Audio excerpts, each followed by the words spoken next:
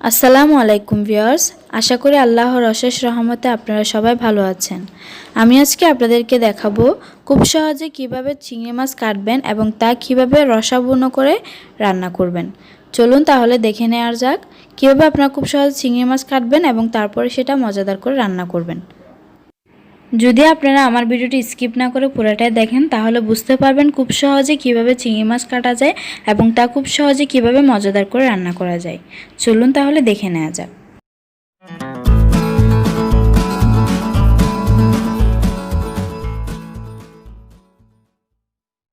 এখানে আমি 500 গ্রাম মতো চিংড়ি মাছ নিয়ে নিয়েছি, আর আপনারা দেখতে পাচ্ছেন আমি একটা বাটিতে মাছগুলো পানি দিয়ে নিয়ে নিয়েছি যাতে আমার পরিষ্কার করতে সুবিধা হয়।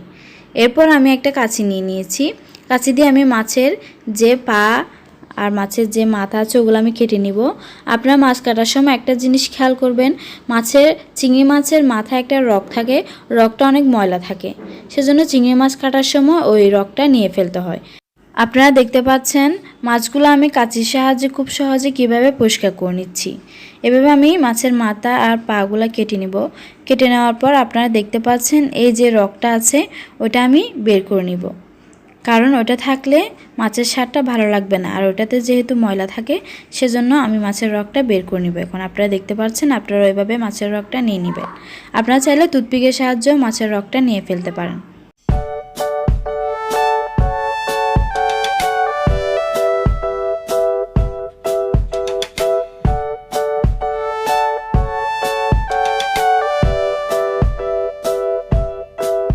এভাবে করে আমি সবগুলো মাছ একসাথে পরিষ্কার করে নিব। এখন আমার সবগুলো মাছ একসাথে পরিষ্কার করা হয়ে গেছে। এখন আমি পুরোপুরি রান্নার জন্য প্রস্তুত। এখন আমি চুলায় একটা পাত্র বসিয়ে দিয়েছি, পাত্রে পরিমাণ মতো তেল দিয়ে দিই।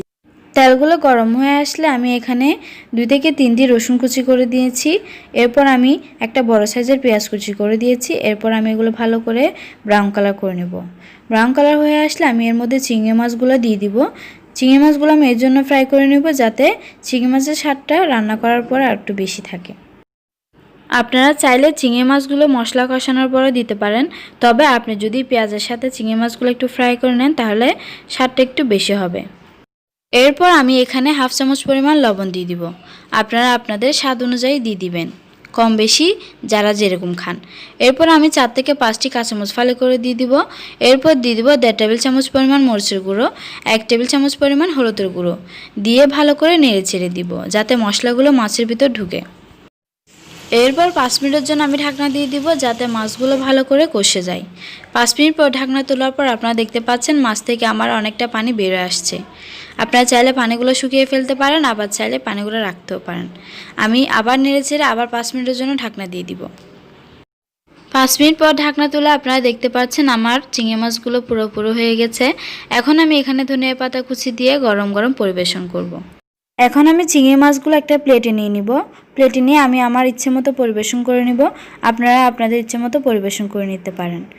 আমার আজকের ভিডিওটি যদি আপনাদের ভালো লেগে থাকে তাহলে অবশ্যই আমার চ্যানেলটি সাবস্ক্রাইব করবেন, আর অবশ্যই পাশে থাকা বেল আইকনটি ক্লিক করে রাখবেন যাতে আমি যে কোনো ভিডিও আপলোড দিলে আপনাদের কাছে খুব সহজে পৌঁছে যায়।